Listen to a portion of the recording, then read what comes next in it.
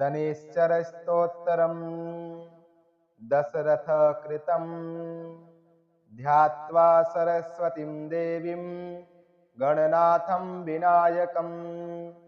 राजा दशरथस्तोत्रम् शौरेरिदमथाकरोत् दशरथ उवाच नमः कृष्णाय नीलाय श्रुतिकण्ठनिभाय च नमो नीलमयूखाय नीलोत्पलनिभाय च नमो निर्मांसदेहाय दीर्घश्मश्रुजटाय च नमो विशालनेत्राय शुष्कोदरभयानक नमः परुषगात्राय स्थूलरोमाय वै नमः नमो नित्यं क्षुधार्ताय नित्यतप्ताय वै नमः नमः कालाग्निरूपाय कृतान्तक नमोऽस्तु ते नमस्ते कोटराक्षाय दुर्निरीक्षाय वै नमः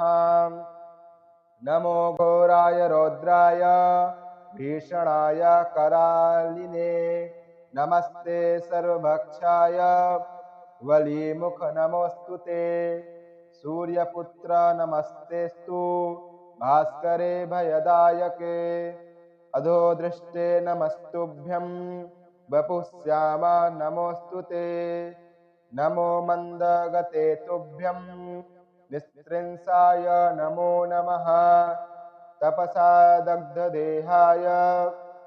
नित्ययोगरताय च नमस्ते ज्ञाननेत्राय कश्यपात्मजसूनवे तुष्टो ददासि वैराज्यं रुष्टौ हरसि तत्क्षणात् देवासुरमनुष्याश्च पशुपक्षिसरीसृपाः त्वया विलोकिताः सौरे धन्यमासु व्रजन्ति च ब्रह्मा शक्रो यमश्चैव ऋषयः सप्ततारकाः राज्यभ्रष्टाश्च ते सर्वे तव दृष्ट्या विलोकिताः देशानगरग्रामाश्च द्वीपाश्चैवाद्रयस्तथा रौद्रदृष्ट्या तु ये द्रष्टा क्षयं गच्छन्ति तत्क्षणात् प्रसादं कुरु मे सौरे परार्थेऽहं तवाश्रितः शौरे क्षमस्वापराधं सर्वभूतहिताय च इति श्रीदशरथकृत श्रीशनैश्चरस्तोत्रं सम्पूर्णम्।